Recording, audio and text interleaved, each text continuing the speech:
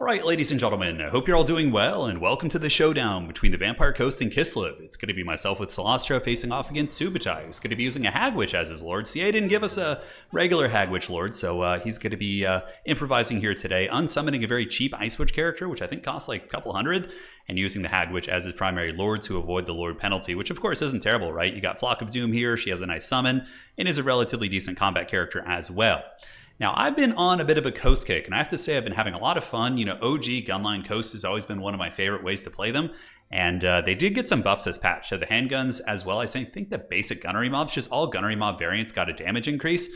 So it's not, terrible. I mean, it's a pretty decent one. I believe it was like 2 armor piercing and 3 basic or something. It might have been reversed, but it's very powerful. So we got Celestra here, and she's just going to be on foot, and she does cause terror, which against Kislev isn't like super powerful because they're basically immune to terror until you break them once and then they come back, but it can help. On top of that, she's going to be summoning the Ghosts of the Past in your opponent's back line. These are really good against Kislev. It summons a Damned Knights Errant unit, which does have 100% armor piercing damage, so you can summon them, cut through some Kossars, some Zargard, pin back some archers, do your thing. And from there, we're just going to be spamming the Kraken's Pull. It's not a cheap spell, but it gets the job done. It has 100% armor piercing and can really nuke any good quality Kislev troopers. The rest of the army is going to be deckhand mobs backed up by 5 handgun mobs. I believe 1, 2, 3, 4, 5 spread out across the battlefield. We do have Lamprey's Revenge, which I think are pretty solid here. Kislev does have a lot of shooting, but these guys hopefully will have enough armor and regeneration to at least endure the shooting for a while and not get absolutely karate chopped. Over here in Subutai's army, he's going to be rocking a fairly standard Kislev army. He does have armored Kossars, a couple bow variants in the back, a Hag Witch, a Beasts here, some Zargard on the far side, and armored Kossars. Looking to probably do a very heavy push on all 3 objectives. Going to be moving up to 2 to 3, and of course fighting heavily over Objective 1, which is normally what you do on this map. So this is the, I believe, Lost Isle Colony. It's a cool Cathay map. It wasn't added in the most recent update that we did for the Total Tavern maps, but it's a pretty rad one. I like it a lot. And Coast, I find, struggles on very big maps where you have to waddle between objectives, but like Itza style maps, I find that they can be pretty formidable with their shooting and can do some nice work. Because if I have a handgun unit parked, let's say right here, it's going to be able to shoot Objective 1 while also covering Objective 3. And if this were a big map, my shooting would be far less effective. More individual infantry pieces would just be better on a faction like Kislev, for example, right? So fast forwarding while we get in position, I do call in a single mortar. Mortars are very good in this matchup. You need them to take down Kossars with bows. One of the ways that Coast has struggled in the past is against mass bow spam because the bows outrange and outtrade your guns. So that's kind of the rock, paper, scissors of it all. The mortar kills the bows, your guns take down the infantry, right? That's the game plan here. But Subutai knows this. He backs up and isn't going to be pushing up until the objectives open. So these Zargard and armored Kossars, which are just so powerful, right? If an armored Kossar unloads all 6 volleys of its ammunition into like a zombie mob, it's going to get pretty low health and really will take quite a beating. So you've got to put some respect on that. Looks like the Hag Witch in the trees shooting and a Flock of Doom going down as well is going to be nailing 2 deckhand mobs. So not terrible value. It will tickle the pickle on them. As far as the flank goes, we do see Zargard moving in, armored Kossars, the mighty Kislevites getting ready to press my back objective, but I felt pretty ready for it. I had my guns, I had Lamprey's Revenge, as well as a couple deckhand mobs, and Lamprey's Revenge would trade mega cost effectively into Zargard. It would be a very bad fight for them. Also, Sirens, I felt, would be kind of cool. Kislev does have magic damage, the Hag Witch being the main source, but these things do have 100% RP, role-playing, yes, armor piercing, so I'm hoping they can do some work for me. Nice summon here by Subutai. He's going to be calling out the things in the woods from the Hag Witch, the ethereal version. So they're going to be moving in under a hail of gunfire, but not really worth trying to peel them off. They are unbreakable, of course. I'm not sure if they're unbreakable, actually. No, they're not. But yeah, it would still take a lot of effort to kind of break their leadership. Here in the middle, Celestra is going to be dropping the Kraken's Pull back down to the deeps with you. It's going to be pulling them back out to sea and doing some fat damage on them for sure. So Zargard brought down to a fair amount of probably just below 50%, I would wager, or maybe not even that much. Wow, a little bit disappointed. Okay, that's a little bit better. As the Kraken's Pull finishes, it gets them down to about 40%. All right, Errant summoned to the backfield. No, I need to shut down the archers because my guns are under pressure, but the guns are packing a punch, and despite the silver shields of the Kossars, are performing relatively well. Unfortunately, that summon for Subutai here is just doing outstanding work, and now there's going to be some backfield diving. So Mournguls also got a cost reduction in this patch. They cost 950 instead of 1,000 now, which seems small, but it can make a difference, of course, in a very close game. So I have them parked on my mortars because they're invisible back here, right? So if he wants to move in and go after those bad boys, the Mournguls are going to be able to ambush him and take down these Kossovite dervishes in tandem with some Hound units. A lot of gunfire pouring in though, and here the Zargard's starting to waver a little bit, pulling the crabs back to the middle. So Celestra's Knights Errant doing great work, able to really torch down these Kossars with spears. Meanwhile, on the far side, Kislev looks like they wanted to push, but they gave up on the push under some heavy firepower from the gunnery mobs, able to bring these Zargard down to a relatively low amount. But fighting hard in the middle objective is Celestra.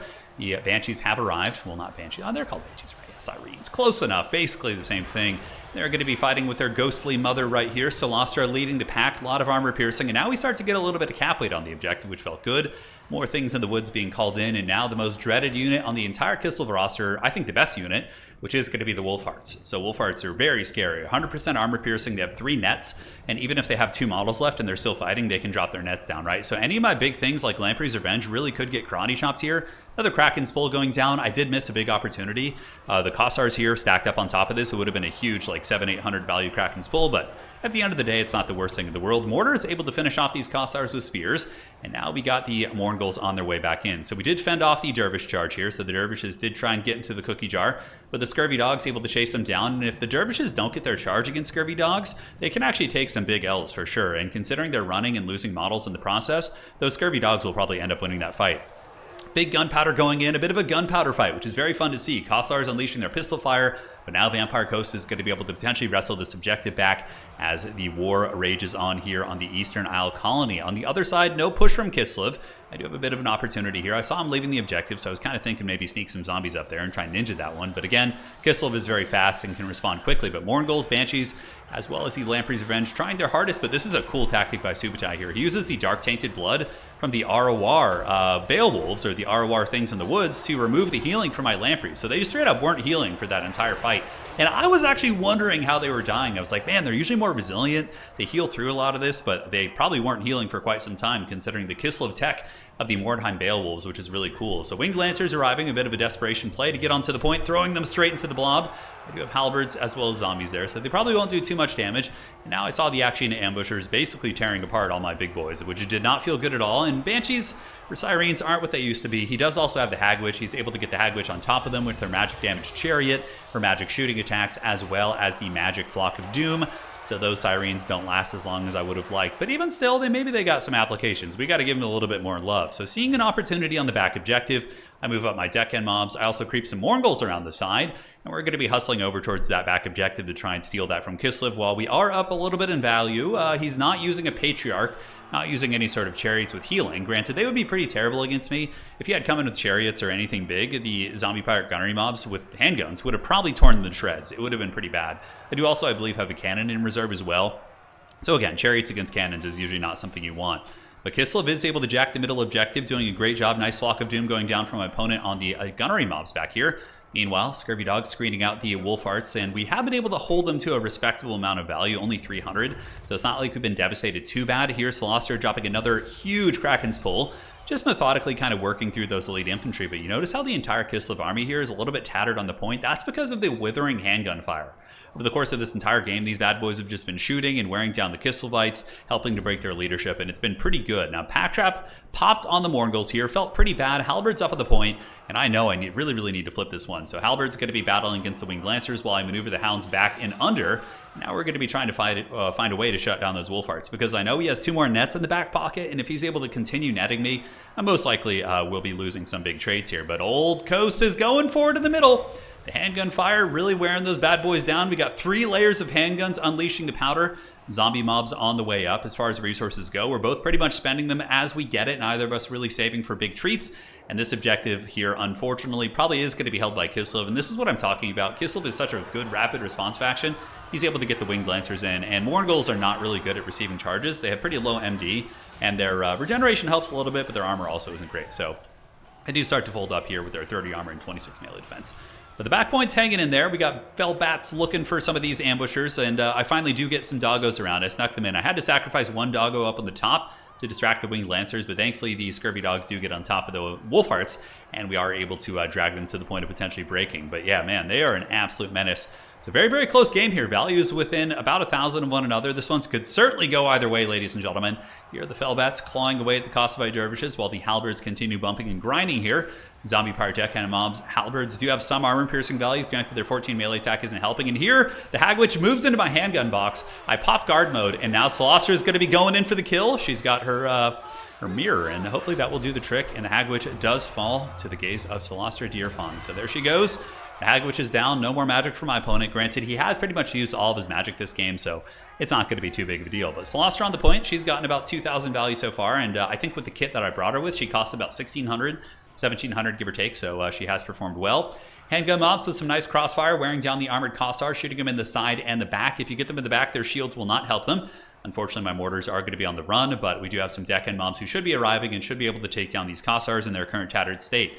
But Kislev is going to be going for a big back push. I did see this, and I was starting to sweat bullets a little bit for sure. The value was really maintaining at a very close amount. And these cavalry units could for sure overwhelm this position. I mean, the tide of skill by zombie standards is pretty good. They do have 35 melee attack and are going to be able to fight pretty well on the point.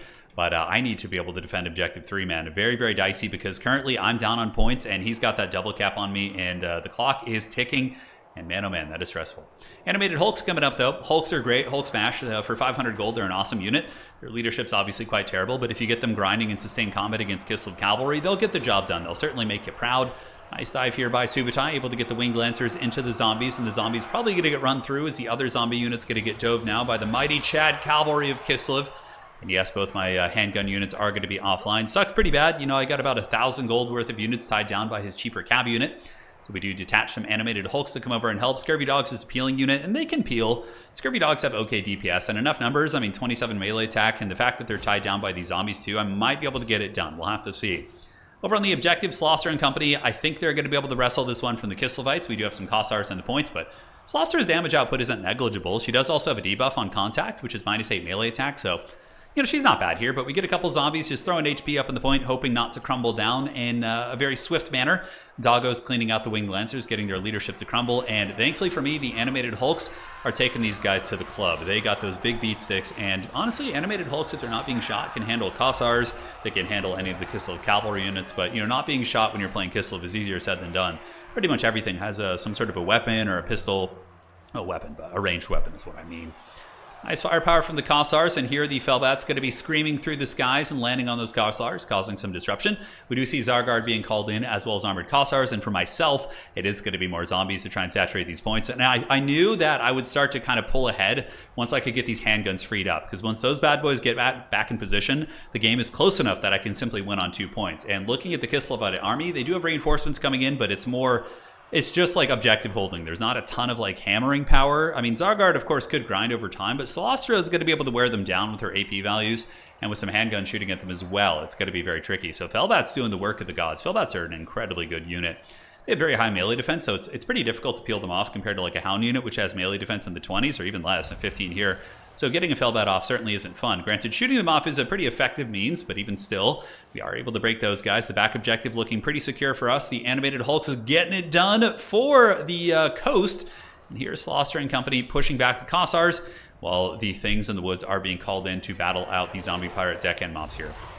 Not going to be a great trade for them, though. Deckhand mobs do have anti-large. And though their melee attack is 14, one of the things that compensates for that is their bonus versus large of 13, which makes them trade pretty damn well into big targets for what you're paying, which is only 400 gold. More mortar fire shooting in, trying to get a little bit of support, wearing down those Zargard with whatever I can. Gunnery mobs on the way back up, and more gunnery mobs going to be lining up on that objective. And the Animated Hulk's going to be hustling over to the middle point as well. We'll probably have like one final duel of fates here on the middle. Kislev is really going to have to wrestle this one for me quickly. I'm creeping up on points. Handgun mobs just wasting those units that do overextend there, those armored Kossars. Now Slaughter is going to be jumping in up to 2100 value, and we'll see what kind of damage he does against these Zargard here. Kislev's not really showing any pressure on the back objective anymore. It looks like it's going to be a fight more or less over the middle, as some Winged Lancers do make their way in. But the value lead is pretty substantial right now. I don't have any healing outside of my Mournigal passive healing. I'm playing, Lord of the Deeps. But, this is a 3,000 value lead, which is pretty substantial. So we can do a little bit of fast forwarding here as Kislev does move in for their final push.